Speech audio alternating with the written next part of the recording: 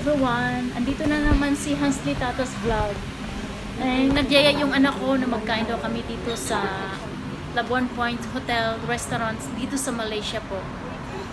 Habang hinihintay namin yung mga foods namin in-order, kumukuha ko ng video para makita nyo po ang overlooking dito sa Labuan Point Hotel.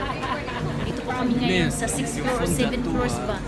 Ewan, di ko po masyadong natandaan kung anong floors po ito. Masyado na po akong makalimutin. Pasensya na po. Makalimutin na po talaga si Lola. Si Lola Tata. Tsaka masarap dito po tambayan. Malamig. Simoy ng hangin. Tsaka masarap din po yung mga pagkain nila dito. Siguro mga once a week or twice a week kami pumupunta rito. Kasi masasarap yung mga food nila. Okay guys, hanggang dito lang muna ako, and kita-kits na naman tayo sa mga susunod kong videos.